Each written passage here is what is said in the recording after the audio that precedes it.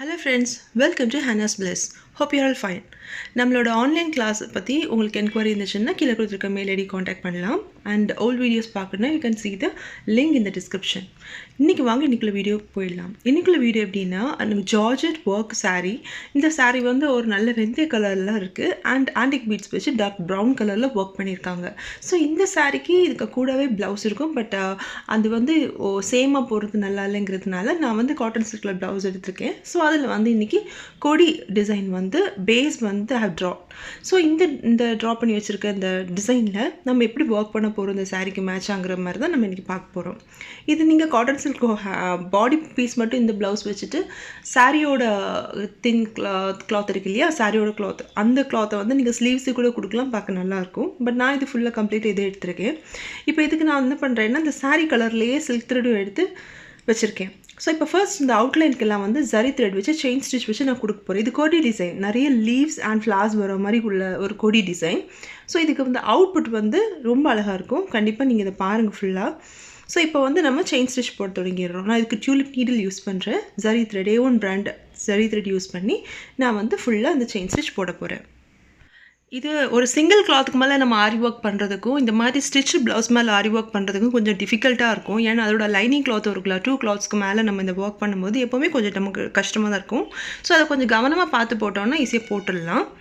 So இந்த மாதிரி நான் கம்ப்ளீட் பண்ணி முடிச்சிடுறேன். இப்போது நம்ம இதே செயின் ஸ்டிச்சை ஃபுல் ப்ளவுஸ்க்கும் போட்டதுக்கப்புறமா நமக்கு அவுட்புட் இந்த மாதிரி தான் இருக்கும். ஸோ இப்படி நம்ம ஒரு 3 ஃப்ளார்ஸ் கொஞ்சம் பெரிய சைஸ்லேயும் பாக்கியெல்லாம் குட்டி குட்டி ஃப்ளார்ஸ் அண்ட் லீவ்ஸ் வர மாதிரி நம்ம போட்டிருக்கோம். ஸோ இந்த மாதிரி போட்டதுக்கப்புறமா நான் கட் பீட்ஸ் எடுக்கிறேன். அதுவும் சின்ன சைஸ் கட் பீட்ஸ் அண்ட் இந்த கட் பீட்ஸ் போகிற மாதிரி ஒரு நீடில்.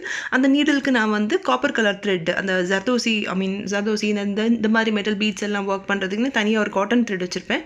ஸோ அந்த த்ரெட் தான் டபுள் ஸ்டாண்ட்ஸில் போட்டு எடுத்திருக்கேன். ஸோ இதுக்கு நீங்கள் சில்க் த்ரெட்டில் நீங்கள் ஸ்டிச் பண்ணக்கூடாது, இந்த இது ரொம்ப ஸ்ட்ராங்காக இருக்காது. ஸோ இந்த மாதிரி ஸ்டிச் பண்ணுறதுக்கு நீங்கள் காட்டன் த்ரெட் யூஸ் பண்ணுறது தான் பெஸ்ட். ஸோ அந்த மாதிரி காட்டன் த்ரெட் யூஸ் பண்ணி நான் வந்து அந்த பீட்ஸ் எல்லாம் கோர்த்துக்கிறேன். ஃபுல்லாக அந்த டிசைன் அப்படியே கம்ப்ளீட் பண்ணிடலாம். நம்ம இந்த மாதிரி ரேண்டமாக ஸ்டிச் பண்ணிக்கிறோம். இது வந்து நம்ம எந்த ஒரு ஷேப்லேயும் இந்த மாதிரி டைரெக்ஷனில் தான் இல்லை, ஃபுல்லாக அந்த ஃப்ளாரை நம்ம ரஃபாக நம்ம ஃபில் பண்ணுறோம், அவ்வளோதான்.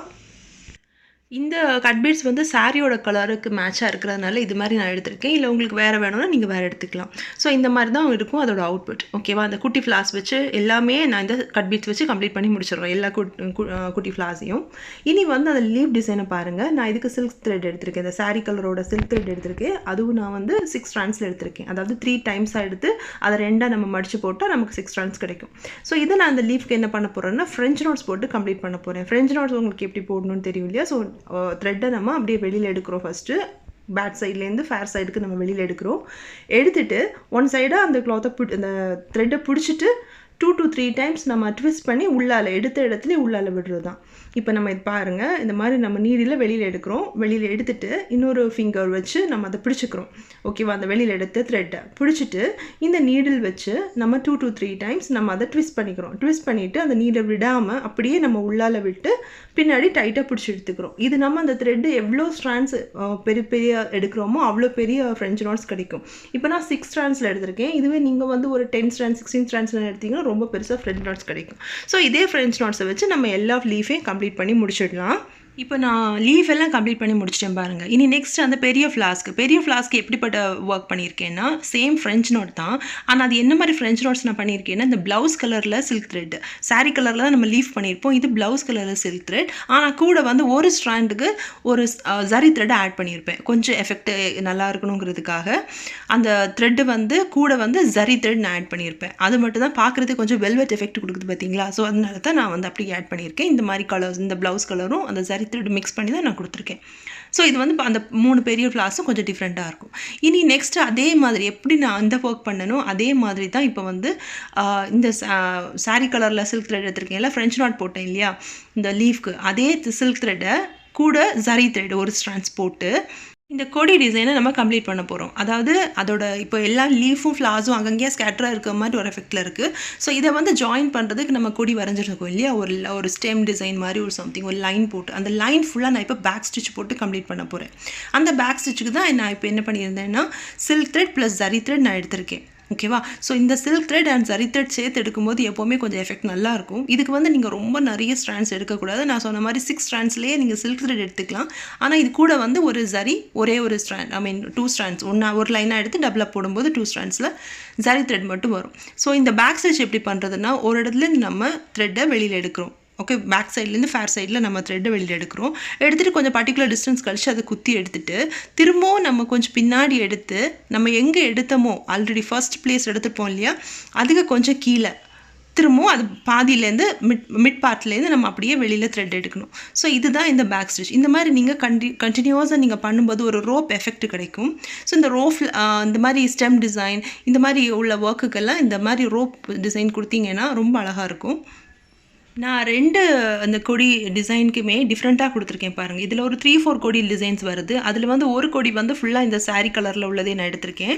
இது இந்த ஜரி த்ரெட்டில் ஒர்க் பண்ணுறதுனால கொஞ்சம் ஸ்டிஃபாக இருக்கும். கொஞ்சம் பார்த்து அதை நீங்கள் ஒர்க் பண்ணணும். இடையில நம்ம கொடுத்துருக்கோம் இல்லையா, ஸோ அதனால தான். ஓகேவா? ஸோ இது வந்து ப்ளவுஸ் கலரில் உள்ள ஜரி த்ரெட் மிக்ஸ் பண்ணி கொடுத்தது. இன்னொரு கொடி ஆல்ரெடி நான் கொடுத்துருக்கேன் பாருங்கள், அது வந்து ப்ளவுஸ் கலரில் உள்ளது. அது வந்து கொஞ்சம் என்ன சொல்கிறது, ப்ளவுஸ் கூட வந்து அப்படியே டிசால்வ் ஆன மாதிரியே இருக்கும் அந்த கலரு. ஆனால் வந்து ஜரி அங்கங்கேயா இருக்கிறதுனால அது பார்க்குறதுக்கு அந்த டிசைனை கொஞ்சம் ஹைலைட் பண்ணி கொடுக்கும். ஸோ அந்த மாதிரி மிக்ஸ் பண்ணி நீங்கள் கொடி டிசைன் கம்ப்ளீட் பண்ணிடலாம். ஸோ இந்த மாதிரி எங்கெல்லாம் அந்த லைன் போட்டிருக்கோமோ அங்கெல்லாம் இந்த பேக் ஸ்டிச் போட்டு நம்ம கம்ப்ளீட் பண்ணிடலாம். ஸோ இதாங்க அவுட்புட். உங்களுக்கு பிடிச்சிருக்கா? கண்டிப்பாக பிடிச்சிருக்குன்னு நம்புகிறேன். சின்ன சின்ன டிசைன்ஸ் தான், French knots and back stitch இந்த மாதிரி உள்ள ஸ்டிச்சஸ் வச்சே நம்ம அழகாக டிசைன் பண்ணிடலாம்.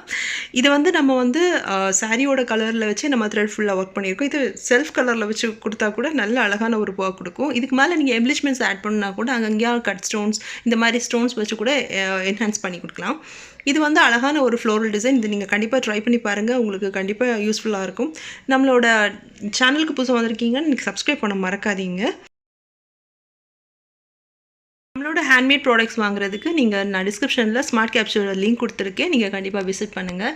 அகெயின் தேங்க்யூ ஃபார் வாட்சிங். இன்னொரு வீடியோவில் உங்களை வந்து மீட் பண்ணுறேன். தேங்க்யூ.